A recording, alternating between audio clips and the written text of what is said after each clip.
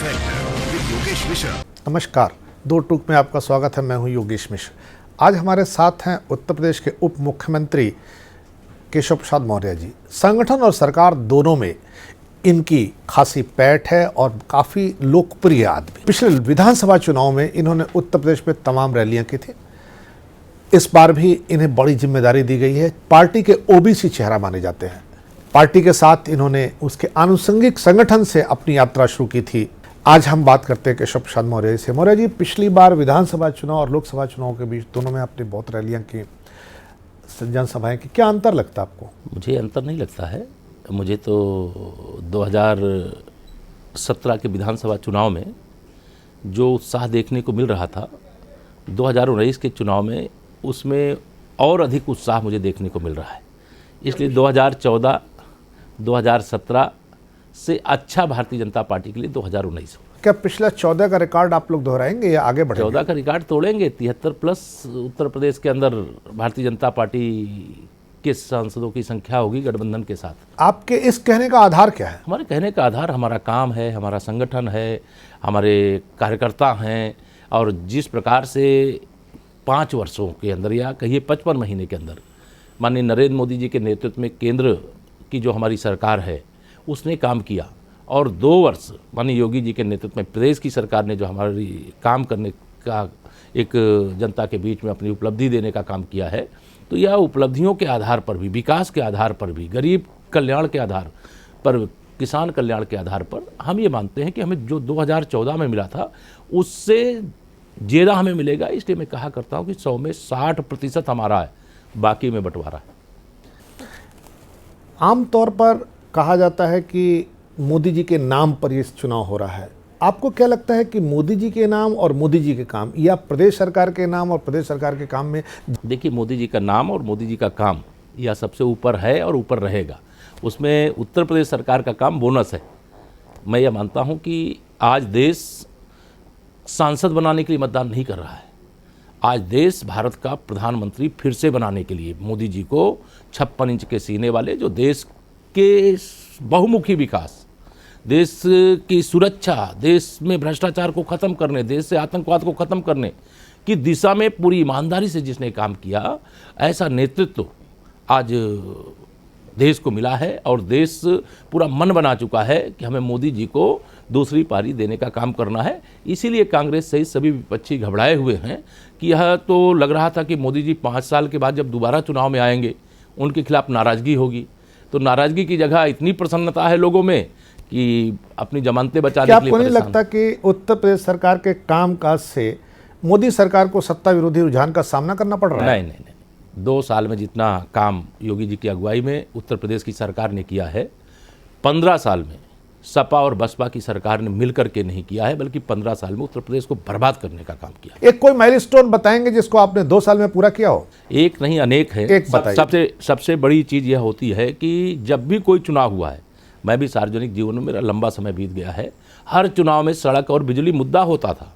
लेकिन इस बार सड़क बिजली मुद्दा नहीं है, कानून व्यवस्था मुद्दा नहीं है।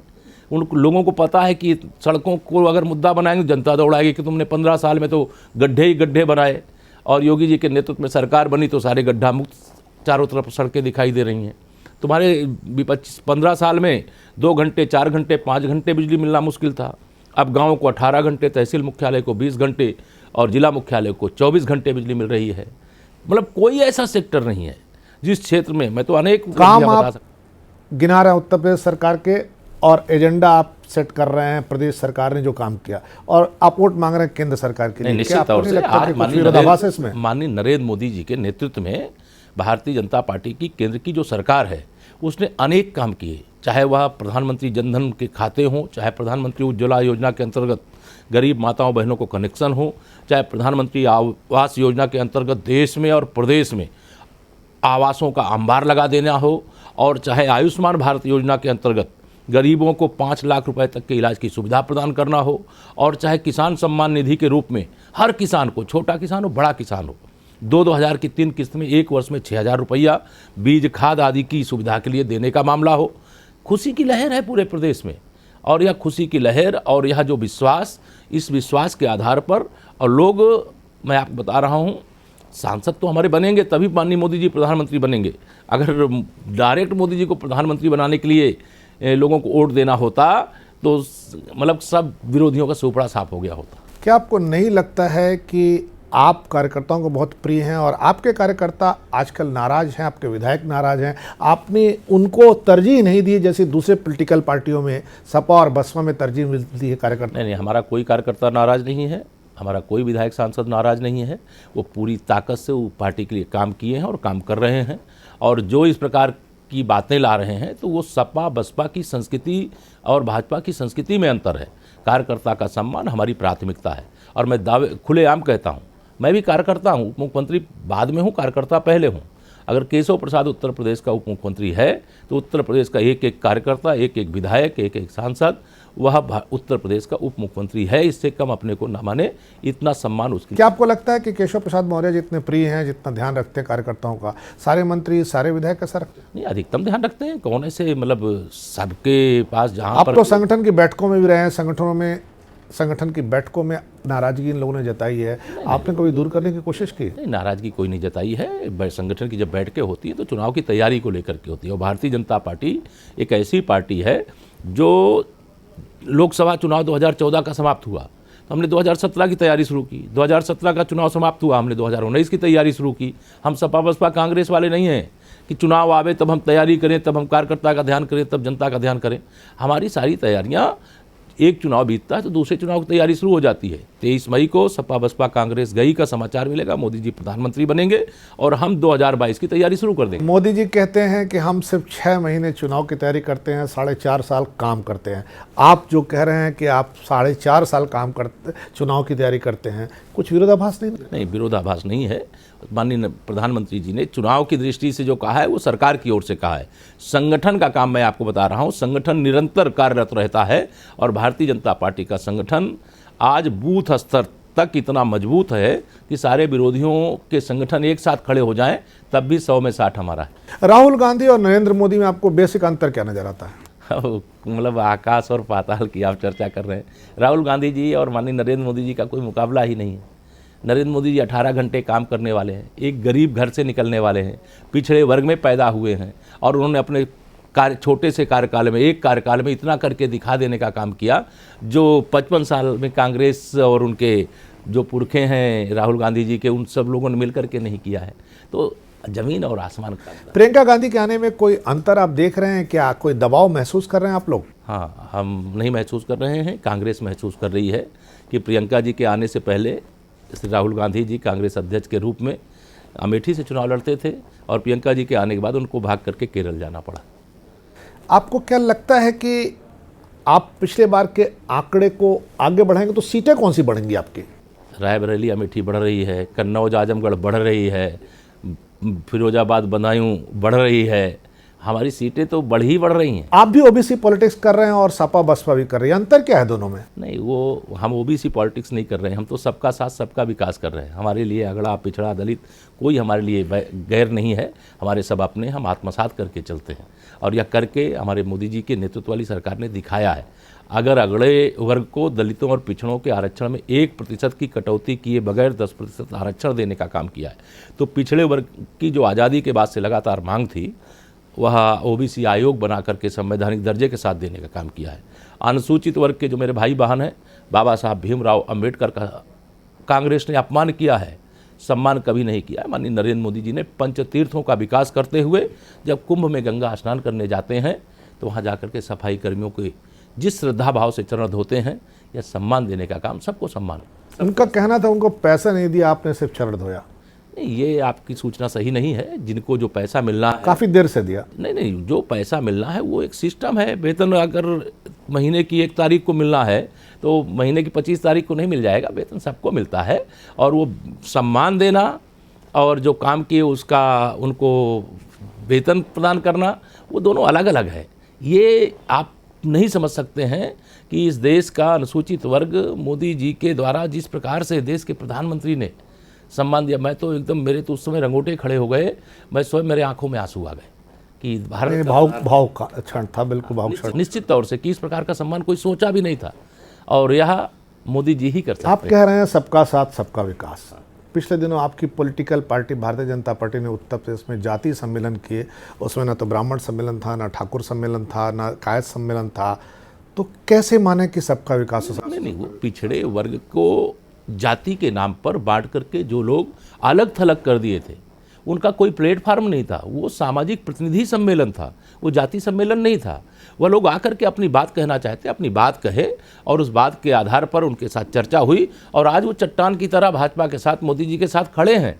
और पिछड़ा वर्ग, मैं आपको बता रहा हूँ, इस बार पिछड़े वर्ग के वोटों को पाने के लिए सपा बसपा कांग्रेस के लोग तरस जाएंगे। और पिछड़ा वर्ग क्या, मैं तो कहता हूँ सर्व समाज का वोट इस बार भाजपा के साथ इतनी मजबूती से खड़ा है कि विरोधियों को समझ में ही नहीं आ रहा है कि वह मोदी जी के इस वेव को, इस आंधी को, इस सुनामी को कैसे रोक। आपके गठबंधन के साथी आपसे नाराज क्यों हैं? नहीं, हमसे कोई नाराज नहीं है। आपकी अपना दल की मंत्री हैं और नरेंद्र मोदी जी के कार्यक्रम में नहीं गई थी। राजभर जी हमेशा बयान देते रहते हैं और कभी भी उनका बयान सरकार के पक्ष में पिछले 1 साल से नहीं देखा गया। आपको क्या लगता है, नाराजगी नहीं है? देखिए, जो 2014 में हमारे गठबंधन के साथी थे वह भी हमारे साथ हैं, और जो 2017 में हमारे गठबंधन के साथ है वो भी हमारे साथी हैं। हमारा साथी कोई हमसे दूर नहीं है और न दूर होने पाएगा, ये आप भरोसा रखें। सब लोग मिल करके मोदी जी को प्रधानमंत्री बनाने के लिए चुने। आपको टिकट घोषित करने में इतना समय क्यों लग रहा है? हमें कोई समय नहीं लग रहा। अभी आपने बहुत ढेर सारे टिकट तो आप सपा बसपा वालों से पूछिए, हमको कहाँ देर लग रही है। हमारे कैंडिडेट लगातार घोषित हो रहे हैं, लेकिन हमारे यहाँ तो एक बहुत संगठन का मजबूत तंत्र है और दूसरा यह मान करके कार्यकर्ता काम कर रहा है कि हमारा प्रत्याशी नरेंद्र मोदी, हमारा चुनाव निशान कमल का फूल, बाकी सब कुछ जाइए भूल। गठबंधन से आपको कोई खतरा नहीं नजर आता है? नहीं, मुझे तो कोई खतरा नहीं नजर आता, क्योंकि वो जाति के आधार पर जो वोट लेते थे। देखिए, मायावती जी ये समझती थी कि हमारी बिरादरी, जो उनकी बिरादरी है वो वोट उनका है, और अखिलेश यादव जी सोचते जो हमारी बिरादरी है वो वोट उनका है। लेकिन मैं दावे से कह रहा हूँ, इस बार झूम करके भारतीय जनता पार्टी को यादव भी वोट दे रहे हैं और जाटो भी वोट दे रहे हैं। उपचुनाव में गठबंधन ने आपको सारी सीटें छीन ली आपसे, और आप कह रहे हैं गठबंधन से खतरा नहीं है। उपचुनाव सांसद बनाने के लिए था और आम चुनाव भारत का प्रधानमंत्री बनाने के लिए, वो भी मोदी जी को प्रधानमंत्री बनाने के लिए। इसलिए जहाँ गठबंधन ये खुशफहमी में जी रहा था, मुंगेरी लाल के हसीन सपने देख रहा था, और 23 मई का रिजल्ट आएगा, आप भी जानते हैं और मैं भी जानता हूं, और वो रिजल्ट मुझे पूरा विश्वास है कि इतना भारतीय जनता पार्टी के पक्ष में आएगा। सपा बसपा में बहुत बड़ा संघर्ष शुरू होगा, फिर सपाई बसपा के कार्यकर्ताओं को पीटेंगे, मारेंगे, दौड़ाएंगे। लेकिन हमारी सरकार, योगी जी की सरकार में उत्तर प्रदेश में कोई गुंडागर्दी नहीं चले, हम ही बचाएंगे उनको फिर से। कहा जा रहा है कि मायावती जी गठबंधन में भले आज हैं पर चुनाव बाद आपके साथ होंगे, आपको कितना यकीन है इसमें? देखिए, उनके पास हमारे साथ आने के लिए मुझे लगता है कि कोई सांसद ही नहीं होगा। उनको तो यह स्वयं 1000 बार सोचना चाहिए कि उन लोगों से समझौता किया जिनके बारे में नारा लगाती थी कि चढ़ गुंडे की छाती पर मोहर लगाओ हाथी पर, और जिन लोगों के, जिस पार्टी के लोगों ने उनके मान सम्मान जान सबको, मतलब एक तरह से कह लीजिए कि लूट लेने का काम किया था, उनके साथ उन्होंने गठबंधन किया। ये केर बेर का संग निभने वाला नहीं है। आप कह रहे हैं कॉन्ट्रडिक्शन है उनके गठबंधन में। आपकी पॉलिटिकल पार्टी में एक नेता है स्वामी प्रसाद मौर्य जी, वो पहले हिंदू देवी देवताओं के बारे में बहुत खराब शब्द कहते थे, तो आपको क्या नहीं लगता कि आपने कॉन्ट्रडिक्शन से गठबंधन किया है? नहीं, हम गठबंधन नहीं। एक केशव प्रसाद मौर्य को होते, दूसरे स्वामी प्रसाद मौर्य की जरूरत क्या थी? देखिए, जो गठबंधन नहीं किए हैं वो तो भारतीय जनता पार्टी में शामिल हुए, चुनाव लड़े, जीते। अब उत्तर प्रदेश सरकार के हमारे वरिष्ठ मंत्री हैं, और जो कोई गलती करे और उसके बाद उस गलती से वो बाहर निकल करके कि अब भाजपा जिंदाबाद लगा रहे हैं, मोदी जिंदाबाद लगा रहे हैं और भारतीय जनता पार्टी की विचारधारा के अनुसार काम कर रहे हैं। मतलब आपके पास कोई आ जाए तो आपका पारस पत्थर है, छू देगा सोना हो जाएगा। अगर वो आने के बाद वह आचरण करे जो आचरण आने से पहले था, तो निश्चित तौर से वो आचरण नहीं स्वीकार किया जाएगा। लेकिन जब वो आने के बाद व्यक्ति पूरी तरह से भाजपामय हो गया है, मोदीमय हो गया, कमलमय हो गया, उसके बाद मुझे नहीं लगता। आपने कभी टेस्ट किया? हमने बहुत बार, हमारी भेंट होती रहती, पहले भी भेंट होती जब हमारे यहाँ नहीं थे, लेकिन जब आए हमारे साथ तब से तो लगातार भेंट होती। आप कह रहे हैं आपकी सरकार ने बहुत काम किया, किसान नाराज है, आप लोगों ने कोई भर्ती ऐसी नहीं की जिसका पेपर आउट ना हो गया हो। उसके बाद आपके टीचर भर्ती को लेकर के अदालत में हर भर्तियों ने की शिकायत हुई। आपको क्या नहीं लगता कि कहीं किसी लेवल पर आपकी सरकार में कुछ ऐसी चूक हुई है जिससे सरकार की परफॉर्मेंस होनी? देखिए, भारतीय जनता पार्टी की सरकार में ईमानदारी से भर्तियां हो रही हैं, जो अधिकारियों के दिमाग में अगर कोई सपा बसपा के कार्यकाल का कीड़ा है, उनको ये मालूम है कि अगर कोई गड़बड़ी करेगा तो उसकी जगह जो अफसर वाली सीट है वहाँ पर नहीं होगी, उसकी जगह जेल में होती है। और कोर्ट में के जो मामला गया, जब भी कोई भर्ती हो और भर्ती होने के बाद अगर कोई कोर्ट में जाना चाहे तो सरकार उसको कोर्ट जाने से नहीं रोकेगी ना। नहीं, सरकार कोर्ट जब जाती है तो कोर्ट कहती कि आपने गलती की है, आपने टीचरों की भर्ती की, भर्ती के बाद आपने कट ऑफ सूची उसमें जारी की।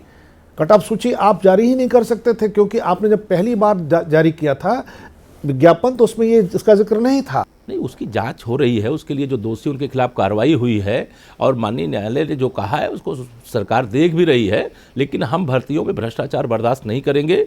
हम प्रतिभाओं को उसी प्रकार से अवसर और स्थान देंगे जैसा भाजपा की सरकारों में होता रहा है, चाहे वो माननीय कल्याण सिंह जी के सरकार से शुरू कर लीजिए और देश प्रदेश में कहीं पर भी सरकार बीजेपी की हो, भर्ती और भ्रष्टाचार और भाजपा की सरकार असंभव है।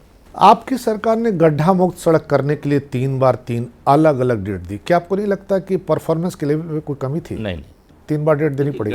नहीं, कोई 3 बार डेट देने कहा जी, 3 बार मुख्यमंत्री जी ने 3 बार अलग अलग। नहीं, वो किसी और क्रम में दिया होगा, मैं नहीं जानता हूं।